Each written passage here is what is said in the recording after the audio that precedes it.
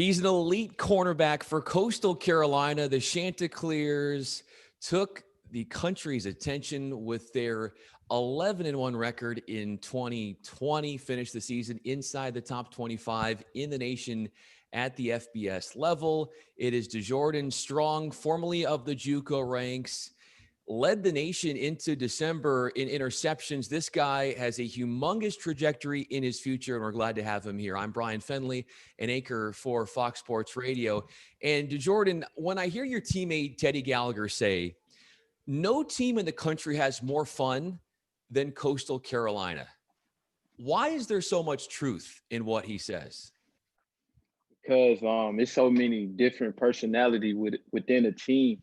And at first, when we first got here, all of us really wasn't close until Corona came around, and we had to get close. We had to build that bond, to get to where we are even today. And all our personalities just combined to one. It's just so much fun. And with our head coach, Coach Chadwell, being the man he is, and having his personality as well, add on top of all our different personalities coming from different places, that would really lead to all the locker room celebration, all the fun, the mullets, just having fun after the game. You had that tremendous pass breakup against BYU when the Mormons versus Mullets matchup took place, and you beat the Cougars on your home field. There was that, what was it, a fourth down play? You were able to jar the ball free. Your personality individually, how has that boosted and bolstered this secondary and allowed them to realize their potential and to see that they can do more than they maybe could have done last year before you got there? I'll say with me coming in, they seen that they can be vocal, they can be themselves, and just having that confidence going out there playing with swagger, no worries. You're gonna make mistakes, but it's more important than making that mistake and just saying forget it. I'm gonna make another play. Just having that short memory, and with me coming in and with me and my personality, waking up thanking the Lord every day, asking coach for extra tips and reminders that kind of just rubbed off on everybody, and the level of competition that I come with. I'm very competitive, and I take that with me at practice. I take that with me in school. I take that with me just playing a video game, and I think that's kind of just rubbed off on them guys and seeing me in the way I wake up in the morning. First thing I do on Twitter when I wake up, I say thank you, Lord. First thing I do in the morning, and I think that just kind of rubbed off on them. And at the fall camp, it just was a different vibe, a different feel from when I first got here, and then fall camp ended. The vibe has changed in a positive way since you got there to Coastal Carolina to what it is now. Also, the attention your team has gotten from when you were just joining the program to now, with through 2020, so many of your games on national television. You had ESPN College Game Day. You were in consideration for the college football playoff, or were certainly one of those teams that was in the fold. How has the perception, do you feel, of Coastal Carolina, the program, changed in this 1 year based upon all the wins and everything this team accomplished this season? Um, I hate to say it, but really just Corona and with all the bad things that were happening outside the field.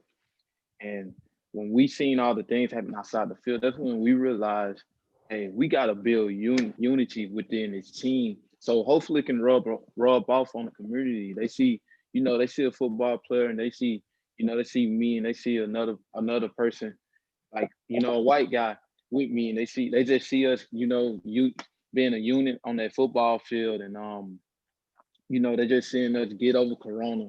It just really helped us build a better bond within each other. And I think that was just brought all the national attention. Us having fun, us getting over Corona. Although we was one of the only teams to have a spring football, That's but right. Yeah. that all boosted it up, and it's just the relationship we have within each other, and the different personalities just coming to one and building just one big unit. Jordan Strong joining us, cornerback for Coastal Carolina, top 25 team in college football. I'm Bryan Fenley, an anchor for Fox Sports Radio. You said in a recent interview that you just love football to a point where it's like an obsession. You are so passionate about the sport. So, outside of your requirements when it comes to practices and games, what are you doing to study up on the game, on the sport, to make yourself a better player, to show everyone that passion that you have for it? I hate to tell it because it's one of my secrets, but I'm I'm really a stalker. I will stalk my opponent Instagram. I will stalk his Twitter.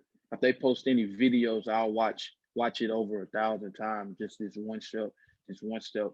And I usually take a long walk. I like walking to imaginate the game, to imagine put myself in position to make plays, and that's just something I do outside of studying film and practice. I take a long walk.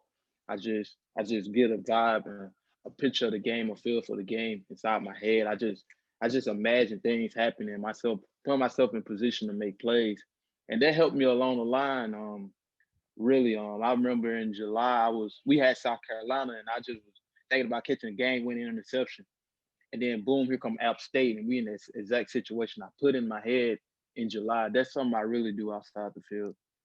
There's such a power in thinking things into existence. And you had a flurry of interceptions. There were two games last year where I think you had two interceptions in a game. So that happened twice for you, leading the nation into December in interceptions.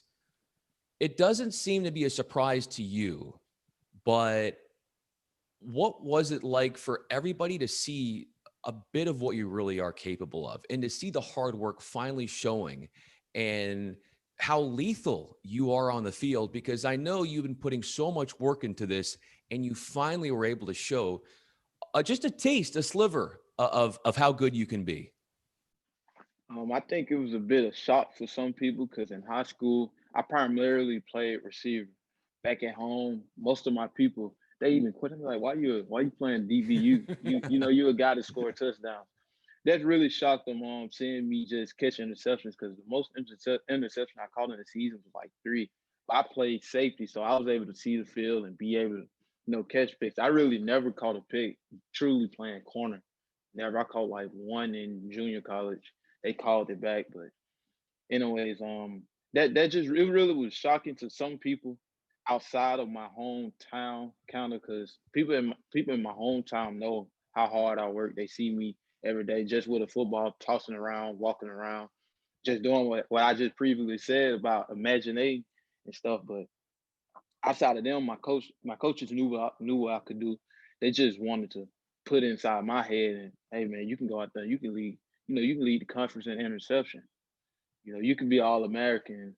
And once I started believing in that, it was only up from there.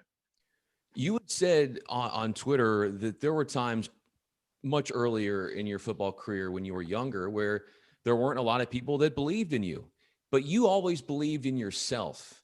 That's not always an easy thing to do because we always like the satisfaction and validation of others to tell us that what we are doing is good or to give us some sort of compliment. So, how did you find the inner strength to keep pushing forward when you were getting overlooked or you felt you weren't acknowledged the way you felt you should have been? Because usually, starting at 8, um, I was very motivated at the age of 8. It even surprised me now how much motivated I was at that young age. At the age of 8, it was 3 stop signs on my little street. It was one stop sign for my friend house, one stop sign for my cousin house, one sign was my house.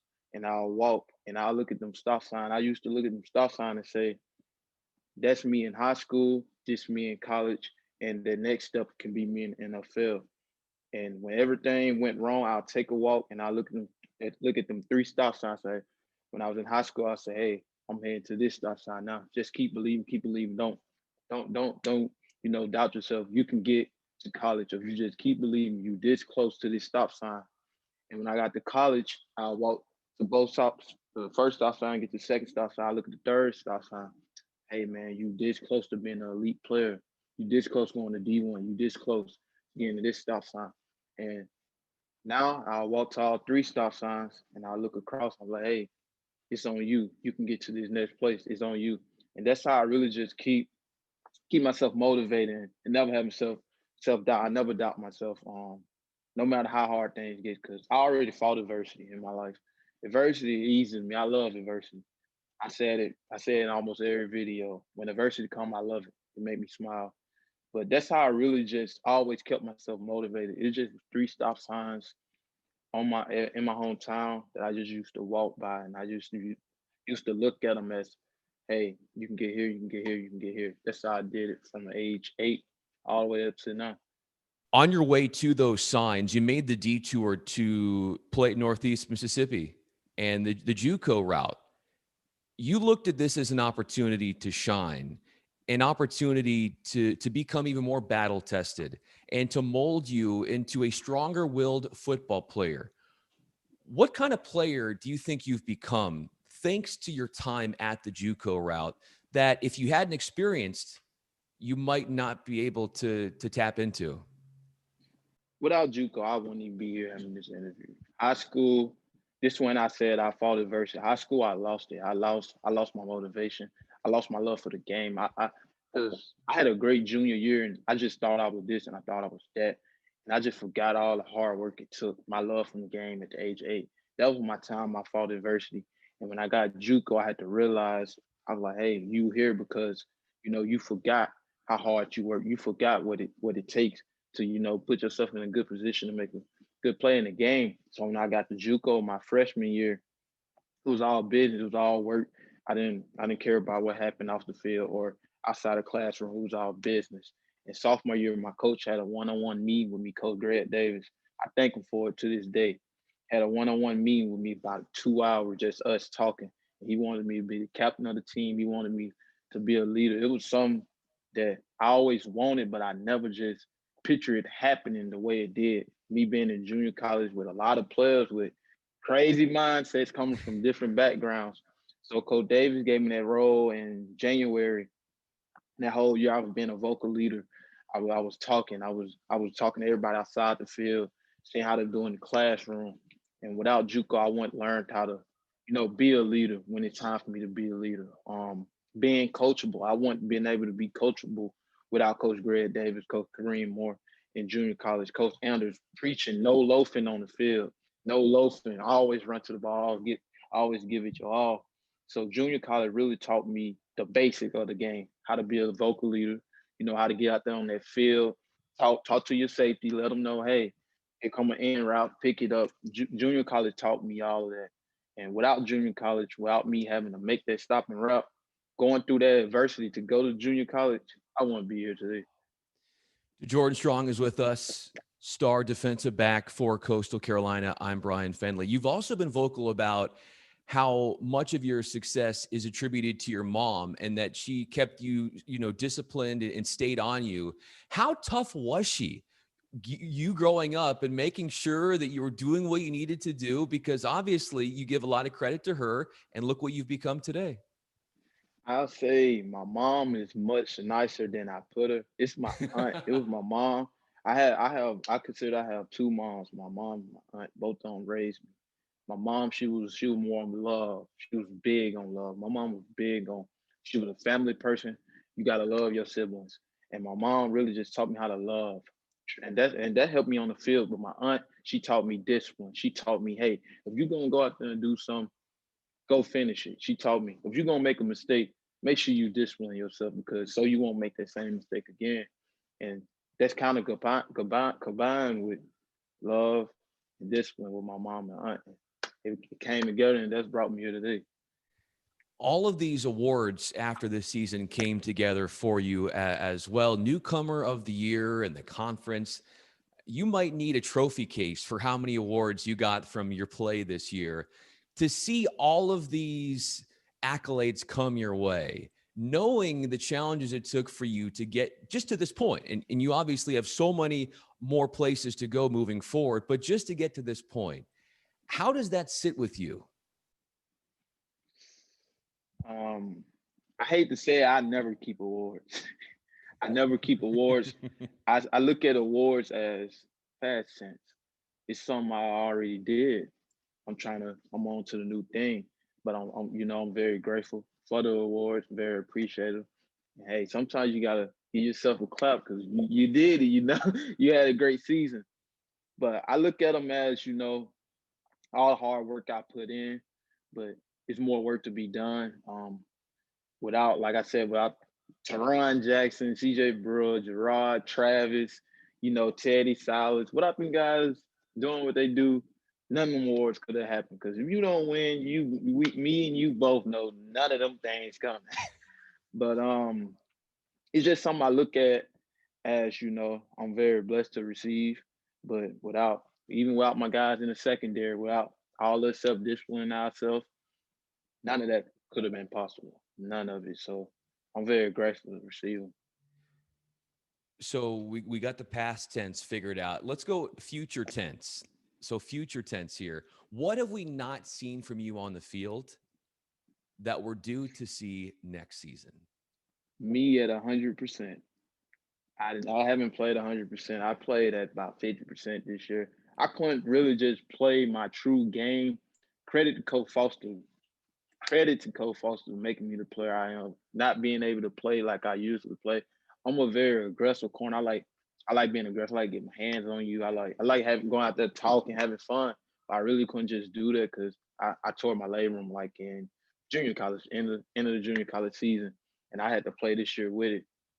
But I haven't truly showed my aggressiveness yet. Like I truly haven't. And Coach Foster, he got me right with my footwork. Without being able to use my left arm this whole season, he got me right. Wow. Just going out there, hey, use your feet. You might can't get them with both arms. Hey, use your feet. You'll still be in position to make a good play. So I think truly and honestly that was missing from my game. This whole arm, but after on this surgery, I'm ready to get back to it, and hopefully, I can stay 100% and finish the season strong. A question, knock on wood, and I can't wait to see what you look like at 100%. I think the whole country is excited to see that. Wanted to wrap it up with this. DeJordan, thanks so much for doing this. This has been so much fun highlighting you, and I love your team. And I became invested in this team just by, like the casual college football fan this season. All of a sudden, I'm talking and hearing about Coastal Carolina. They keep winning, and then we keep talking about them, even what we're doing over on the radio side with Fox Sports Radio, and I knew Jordan Donald from high school because I used to cover him in Memphis, and I actually used to call games at Northeast Mississippi Community College. So a couple years before you got there, when I lived in Memphis, but just a huge fan of you and what your team is doing. Finish it off with this. When on the field this season, you look back at your 12 games you played, or it could have been in the locker room afterwards, it could have been a play you made. When you put on the biggest smile, whether it was something you did, it was something your team did, it was something funny that was said in the locker room after a game, where you felt, man, this is home. This is where I need to be right now. And just this level of kind of warmth and elation overtook you. I'll say it was actually at practice, and it was going into we were supposed to be playing Liberty, but it got switched to BYU. But it was Tuesday, and we just got done prepping for Liberty. Yeah. Just got done prepping for Liberty, and we had one of the best practices like ever. It was so good, coach. The coach really couldn't just point out anything bad. How good the practice was. And I was looking at one of my teammates. His name KG, played in Middle Tennessee, #4. I looked at him. I said, man, this is a good team. I said, this is a good team. I said, man, I'm glad I came. And he was looking at me. He said, I was just thinking the same thing. He said, it was one of the greatest places I've been a part of. I'm like, man. I said, man, we did. And that's when I just got to reminiscing on all the things we accomplished during the season. Because honestly, like after every game, it was like, we got to go beat these guys next. Got to go beat these guys next. That time where I just had to take a step back, took my hats off to what we already did and just be like, man, thank you, Lord. We we did it. We almost showing the world the chance here. And that was the time I realized I was truly at home at Coastal Carolina, and I couldn't be more than blessed than be here. Soon thereafter, BYU learned how good not only you are, but your team was, and how you were able to lock up their Heisman hopeful quarterback in Zach Wilson. I loved the tweet where you captioned, it was a picture of you after the game, and it said Heisman killer, because you locked the guy up. I mean, you guys absolutely limited them defensively. They had 17 points in the game. They average over 40. The national media was saying, oh, there's no way that BYU was going to lose this game.